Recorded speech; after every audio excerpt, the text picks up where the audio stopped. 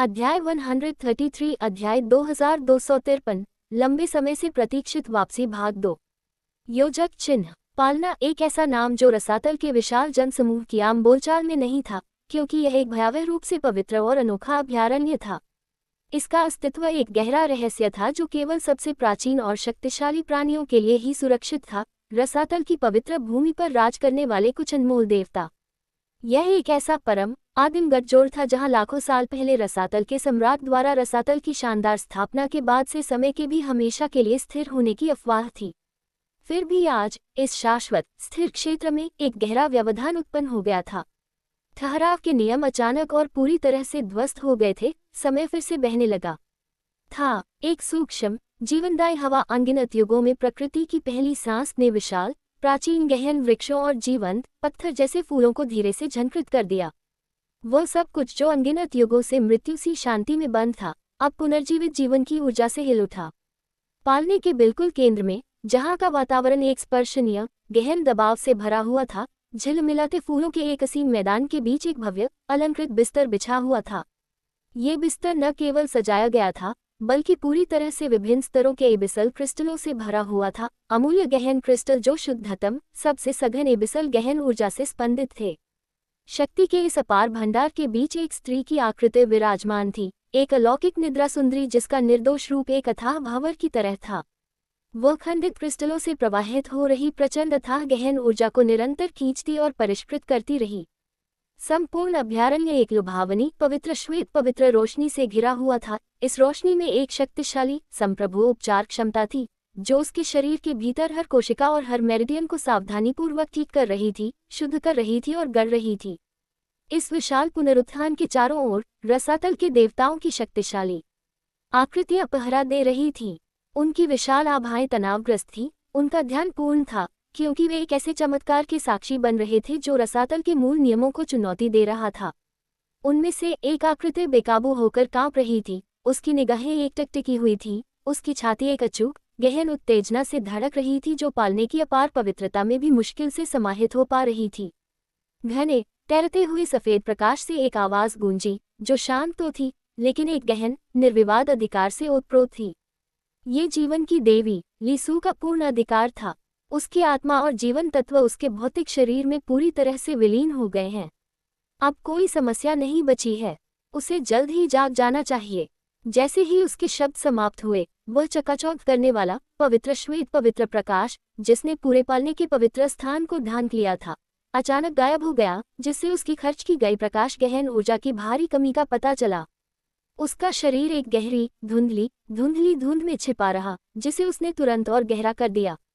कारण सरल था, फिर भी अत्यंत अहंकार से भरा हुआ। जैसे जैसे उसकी स्मृतियां तेजी से लौटी और उसकी सृजनात्मक ईश्वरीय शक्ति वापस उमड़ी, उसे अपनी असली सर्वोच्च पहचान का एहसास हुआ। वह जीवन की देवी थी और बनी रही। ये आकृतियां, ये तथाकथित देवता और रसातल के नश्वर उसकी निश्चल दृष्टि के योग्य नहीं थे। धन्यवाद, धन्यवाद भगवान लीसू। मोसू की आवाज, जो शक्तिशाली और बेलगाम भावनाओं से भरी थी, उस शांत पवित्र स्थान में गूंज उठी। उसने अपना सिर इतना नीचे झुकाया कि वह लगभग गहन ऊर्जा से सराबोर जमीन को छू गया। उसकी कृतज्ञता सच्ची और अपार थी। एक तीव्र इच्छा से प्रेरित होकर उसने तुरंत एक कदम बढ़ाया, बिस्तर पर लेटी महिला की ओर दौड़ने के लिए। आप गलत व्यक्ति को धन्यवाद दे रहे हैं। लीसू की शांत अलग आवाज उसके गहन प्रकाश की गहराई से फिर से गूंज उठी। मोसू तुरंत ठिठक गया। लाखों वर्षों की प्रतीक्षा से प्रेरित उसकी गति बीच में ही रुक गई। इससे पहले कि वह संभल पाता, लीसू की शेष बची प्रकाश गहन ऊर्जा तेजी से लुप्त हो गई। देवी स्वयं न केवल लुप्त हो गई, बल्कि एक प्रकाश की चमक के साथ पीछे हट गई। उनकी आत्मा अपने वास्तविक आश्रय स्थल पर लौट आई, युनचे की आत्मा के केंद्र में, जहां अनंत लोकों का निवास था। मोसू एक सांस के लिए स्तब्ध रह गया। उसे अपनी जल्दबाजी में की गई गलती का एहसास हुआ। एक अजीब लेकिन गंभीर मुस्कान के साथ उसने धीरे से अपनी नज़र पास खड़ी सर्वोच्च आकृति युनचे की ओर घुमाई।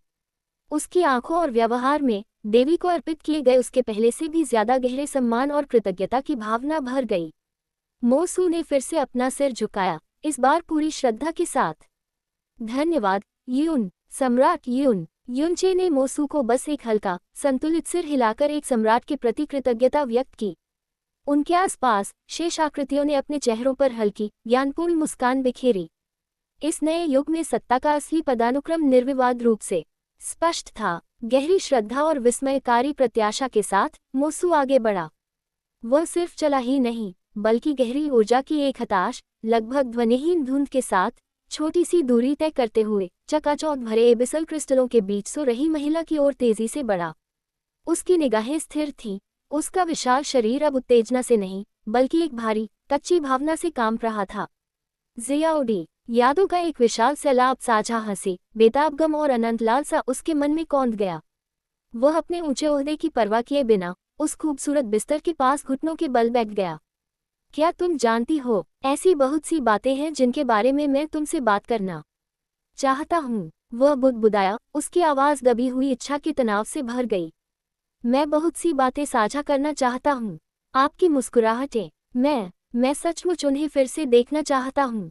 बोलते समय उसने अपना हाथ बढ़ाया, उसकी शक्तिशाली उंगलियां हिंसक रूप से हिल रही थीं। जैसे ही उन्होंने उसके नाजुक, आराम कर रहे हाथ को घेर लिया, उसके अंदर एक विद्युतीय ऊष्मा उमड़ पड़ी, जिसने तुरंत उसके शब्द छीन लिए। लाखों करोड़ों सालों से वह एक पवित्र खोल के अलावा कुछ नहीं थी, बेजान और ठंडी। एक देवी की खूबसूरत, दुखद गहरी बर्फ की मूर्ति। फिर भी अब जिस हाथ को उसने थामा था, वह उसके अपने हाथ के नीचे सचमुच गर्म और कोमल था।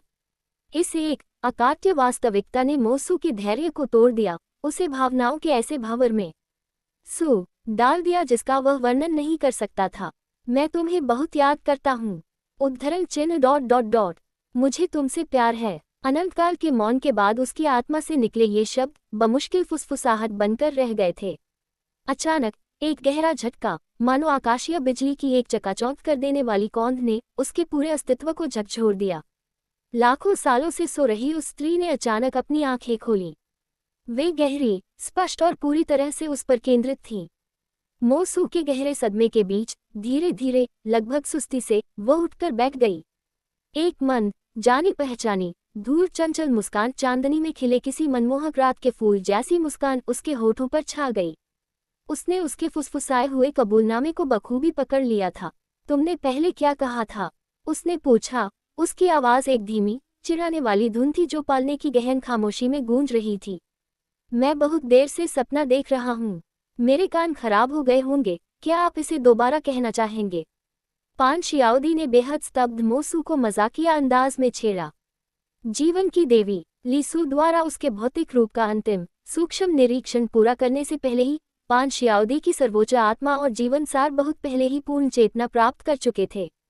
तकनीकी रूप से वह कुछ समय पहले ही पूरी तरह से जागृत हो चुकी थी, लेकिन उसने तुरंत न उठने का फैसला किया था। उसकी चुप्पी जानबूझकर थी, क्योंकि एक देवी जो हमेशा की नींद सो चुकी थी, उस पल की गंभीरता को समझते हुए सचमुच उसे अंदाजा नहीं था कि उसका इंतजार कर रहे आदमी से उसके पहले शब्द क्या होने चाहिए। माफ करना कि मैंने आपको चिंता में डाल दिया।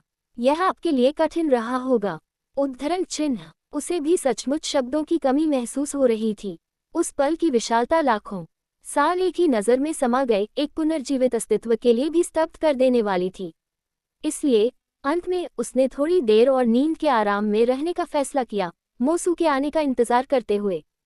और आखिरकार जब वह पल असंभव रूप से परिपूर्ण था, तो वह जाग गई और अथाह सम्राट से अपनी कोमल स्वीकारोक्ति दोहराने के लिए कहा। क्या महान अथाह! सम्राट ने अपनी जीभ खो दी है। बकवास। हमारे लाखों वर्षों के पुनर्मिलन के बाद मैं पूरी तरह से उपेक्षित महसूस करती हूँ। पान शियाओडी की आवाज़ चंचल, फिर भी वास्तविक, चिढ़ाने से भरी थी, क्योंकि उसने अपनी नकली शिकायत जारी रखी। वह अलंकृत बिस्तर से पूरी तरह उठने ही वाली थी कि अचानक उसे एक कोमल, भारी और बेहद जानी पहचानी गर्माहट ने घेर लिया। रसातल का विशाल सम्राट मोसू उसके पीछे आ गया और उसे जोरदार आलिंगन में जकड़ लिया।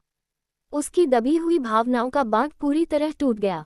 उसकी शक्तिशाली आवाज़, जो आमतौर पर अनगिनत लोगों के भाग्य का फैसला करती थी, अब एक कच्ची, उल्लासमय पुकार बन गई थी।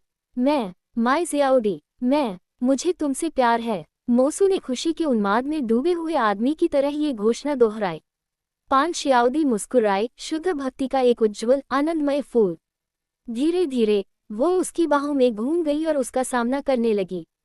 उसने उस आदमी की आंखों में देखा जिससे वह पहली बार संयोग से मिली थी, जो उसका सबसे प्यारा दोस्त बन गया, और आखिरकार जब उसने अपने दिल में भावनाओं को पनपने दिया तो वह उसके जीवन का शाश्वत प्रेम बन गया।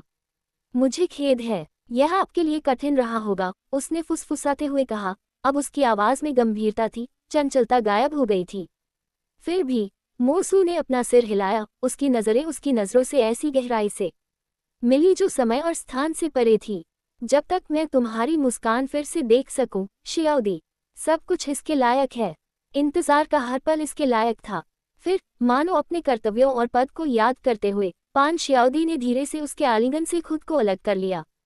वह वहां एकत्रित आकृतियों की ओर मुड़ी, अथाह देवता और सबसे महत्वपूर्ण वह पुरुष जिसने आज के दिन को संभव बनाया है।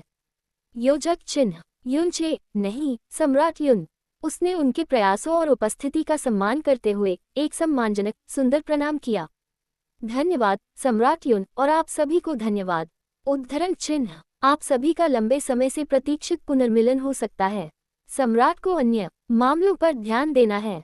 उद्धरण चिन्ह, ये देखकर कि पुनरुत्थान सुचारू रूप से संपन्न हो गया था और अंतिम सफलता सुनिश्चित हो गई थी, युनचे ने आंतरिक रूप से राहत की एक शांत सांस ली। इससे पहले जब उसका गहन नियंत्रण रसातल सम्राट मोसू के साथ एक उच्च दांव नाटकीय युद्ध में उलझा हुआ था, युनचे के मुख्य शरीर ने साहपूर्वक अत्यंत गुप्त पालने में घुसपैठ की थी। उसका मूल उद्देश्य गुप्त रूप से पान शियाओदी के जीवन सार, आत्मा और शरीर को मिलाना था, ताकि मोसू को तुम्हारी स्त्री जीवित है का चमत्कारी आश्चर्य प्रस्तुत किया जा सके। लेकिन अफसोस, हालांकि उसकी शक्ति स्वर्ग को चुनौती देने वाली ऊंचाइयों तक पहुंच गई थी, फिर भी स्वर्गीय नियमों की उसकी समझ जीवन की देवी की वास्तविक व्यापक समझ से कम थी। अस्तित्व के अंतिम नाजुक विलय के लिए उसकी स्पर्श की आवश्यकता थी। इसके अलावा इस जगह की रक्षा करने वाली सतर्क शैतान के स्वर्गीय खजाने की आत्माओं को पहले ही पालने में उसकी घुसपैठ का पता चल गया था। हालांकि उन्होंने उसके इरादे को तुरंत समझ लिया और उसे आगे बढ़ने दिया, लेकिन उसकी अद्भुत योजना पर उनका आघात तुरंत स्पष्ट हो गया था। यह अवशिष्ट आघात पालने के क्षेत्र को नियंत्रित करने वाले नाजुक नियमों को सूक्ष्म रूप से प्रभावित करने लगा था, जिससे क्षेत्र में अस्थिरता पैदा होने और मोसू का ध्यान उसके गहन नियंत्रण से चल रही छद्म लड़ाई से हटने का खतरा था। इस प्रकार युनचे केवल आत्माओं को पान शियाओदी की आत्मा और जीवन सार की रक्षा करने का निर्देश देने के बाद ही रणनीतिक वापसी कर सकता था, जब तक कि देवी नहीं आ जाती। लगता है मुझे अभी भी तुमसे बहुत सी बातें करनी है, छोटे लीसू, युनचे ने मन ही मन सोचा। यह विचार एक मनोरंजक निरंकुश जिज्ञासा से युक्त था। लीसू की आवाज तुरंत उसके दिमाग में गूंज उठी, एक निर्विवाद तीखी धार लिए हुए। छोटी लीसू, युन चे के चेहरे पर एक सच्ची जिज्ञासा की झलक उभरी। न जाने क्यों उसे उसकी आवाज में एक हल्की लेकिन निर्विवाद चिड़चिड़ाहट महसूस हुई। बिना एक और शब्द कहे युनचे लाल रोशनी की एक किरण के रूप में फूट पड़ा और पालने से बाहर निकल गया तथा भावुक आकृतियों को पीछे छोड़ गया। बेशक इससे पहले कि युनचे ने पालने के स्थान की पवित्र सीमाओं का उल्लंघन किया था, मोसू की गूंजती नई भावनात्मक आवाज शून्य में गूंज उठी। किसी को भी इस जगह के पास जाने की अनुमति नहीं है। मुझे पूर्ण अविचल गोपनीयता चाहिए। उनके पास निश्चित रूप से बात करने के लिए बहुत सारी चीजें थीं। गहरे लाल रंग की अंतिम चमक के साथ युनचे तेजी से पालने की पवित्र स्थान से विदा हो गया। वह रसातल की पवित्र भूमि में गहरे बसे सबसे प्राचीन और मजबूत किलेबंद गुणों में से एक में प्रकट हुआ। महल के विशाल गूंजते हॉल के अंदर 4 आकृतियां प्रतीक्षा में खड़ी थीं। वे अनंत काल से प्रतीक्षा कर रही थीं। उनकी अपार गहन ऊर्जा उस क्षण की चिंता से छलनी हो गई थी। जैसे ही युनचे प्रकट हुए, उनका संयमित संयम कांच की तरह चकनाचूर हो गया। वे आगे नहीं बढ़े, वे आगे बढ़े और तुरंत ही पूर्ण श्रद्धा की मुद्रा में गिर पड़े। युनचे के पैरों तले गिड़गिड़ाने लगे। महाराज, उनकी आवाजें कांप उठी, कच्चे उन्मादी भय से भरी हुई। क्या ये सचमुच हो सकता है? महान राज्यों के नेताओं के अलावा और कौन सर्वोच्च शक्ति और पूर्ण अधीनता ऐसा हताशापूर्ण मिश्रण प्रदर्शित कर सकता था? वे तो चंद्रमा और तारा दिव्य राज्यों के देवता और दिव्य पुत्र थे। चंद्र दिव्य पुत्र और तारा दिव्य पुत्र दोनों ने एक बार फिर एक साथ प्रश्न पूछा। उनकी आवाजें तीव्र लालसा से फट रही थीं। महाराज, क्या ये वास्तव में हो सकता है? उन दोनों उन्मत्त दिव्य पुत्रों के अलावा उनके दिव्य अधिपति चंद्रदेव और तारादेव नची को देख रहे थे। उनकी आंखों में अत्यधिक उत्साह, तीव्र लालसा, गहन सम्मान और गहरे सहज भय के भावर घूम रहे थे। शा जिंग, जियान यू। फिर भी इस महान घटना के बावजूद सच्चे देवताओं के रूप में वे अपनी दिव्य गरिमा और पदानुक्रम के क्रम को बनाए रखने के लिए बाध्य थे। यदि महाराज ने ऐसा आदेश दिया है तो आप महाराज की शक्ति पर संदेह कैसे कर सकते हैं? दोनों देवताओं ने अपने दिव्य पुत्रों को तीखे स्वर में फटकार और विस्मय का मिश्रण करते हुए याद दिलाया। उद्धरण चिन्ह ... हम क्षमा चाहते हैं महाराज, दिव्य पुत्र हकलाते बोले। हम उस क्षण हुए अभिभूत थे। हमें आशा है कि महाराज बुरा नहीं मानेंगे। से अपनी मर्यादा में भारी चूक का एहसास होने पर दोनों तुरंत पीछे हट गए और एक बार फिर घुटनों के बल बैठकर सम्राट से विनम्र क्षमा याचना की। उन्होंने अपने धड़कते दिलों को शांत करने की पूरी कोशिश की, लेकिन खामोश हॉल में हर कोई उनकी तेज तड़पती हुई धड़कनों की उन्मत्त लयबद्ध ताल की आवाज सुन सकता था। युनचे ने घुटनों के बल बैठी चारों आकृतियों को देखा। उसकी निगाहें शांत थीं। वह उनकी हताशा समझ रहा था। यह महज राजनीतिक महत्वाकांक्षा नहीं थी, बल्कि गहरा जरूरी बदलाव था। बैठ जाओ और अपनी सारी सतर्कता त्याग दो तुम दोनों, उसने आदेश दिया। उसकी आवाज में कोई निर्णय नहीं था, क्योंकि वह दोनों दिव्य पुत्रों की उत्तेजना की तीव्रता को पहचान रहा था। हाँ, तुरंत महाराज, शा जिंग और जियान यू ने एक साथ कांपती उत्सुकता से चिल्लाया। उन्होंने तुरंत ही अपने शरीर को ढकने वाले रेशमी वस्त्रों और गहन वस्त्रों को फाड़ना शुरू कर दिया तथा अपने शरीर को उस विशाल गहन ऊर्जा संचार के लिए तैयार करना शुरू कर दिया। अपने कपड़े पहने रहो, युनचे ने उन्हें याद दिलाया। उसके स्वर में हल्की सी झुंझलाहट थी। उसकी शक्ति के अधीन एक सच्चे ईश्वर की रचना को ऐसे अनावश्यक प्रदर्शन की आवश्यकता नहीं थी। दोनों दिव्य पुत्र जड़ हो गए। उनके चेहरे शर्मिंदगी और आशंका से लाल हो गए। उन्होंने तुरंत अपनी क्रिया रोक दी और आवश्यक गहन ध्यान मुद्रा में बैठ गए। उनके हृदय अभी भी उनकी पसलियों पर जोर से धड़क रहे थे। शेष दिन तेजी से चकाचौंध कर देने वाले गहन प्रकाश और धरती को हिला देने वाले ऊर्जा उतार चढ़ाव के तूफान में विलीन हो गया। जब अराजकता शांत हुई तो एक योजक चिन्ह महान वास्तविकता स्थापित हुई। दो नवजागृत प्राणी पूर्ण दिव्य सार साधक सम्राट के तत्वावधान में बलपूर्वक इस संसार में जन्म ले चुके थे। ये जानते हुए कि तैयारी का समय तेजी से नजदीक आ रहा है और उनके निर्णय पहले ही अंतिम और दृढ़ हो चुके थे, दोनों देवताओं ने अंतिम बलिदान दिया। एक गहन प्राचीन अनुष्ठान के साथ उन्होंने स्वेच्छा से अपनी संपूर्ण दिव्यता सीधे अपने नवरूपांतरित दिव्य पुत्रों को सौंप दी। एक ही शानदार क्षण में शा जिंग और जियान यू का उत्थान हुआ और वे पूर्ण सच्चे देवता बन गए। उनकी शक्ति अपने से पहले की पीढ़ी की तुलना में अधिक शुद्ध और शक्तिशाली थी और नए युग की सेवा के लिए तैयार थी। आज युनचे द्वारा निर्धारित 7 दिन की समय सीमा का चौथा दिन था। इस सप्ताह के अंत तक वह रसातल के लोगों को उनके कारावास से बाहर निकालकर आदिम अराजकता की शाश्वत शुद्ध भूमि में ले जाएगा और उनके इतिहास की दिशा हमेशा के लिए बदल देगा। उस रात एक गहन ऊर्जा तरंग ने युनचे के एक अन्य प्राचीन पृथक टॉवर पर आगमन की घोषणा की। एक ऐसी संरचना जो शुद्ध भूमि के महान किलों के बीच भी शक्ति बिखेरती थी। अंदर 3 आकृतियां उसका इंतजार कर रही थीं, लेकिन इस बार युनचे अकेले नहीं आया था। सम्राट के बगल में एक महिला खड़ी थी, जिसकी राजसी सुनहरे रंग की उपस्थिति और दिव्य आकृति पूरे आदिम अराजकता में प्रसिद्ध थी। उसकी दिव्य सुंदरता पूरी दुनिया में किसी और से भी ज्यादा चमक रही थी। बेशक वह क्याने यंगर थी।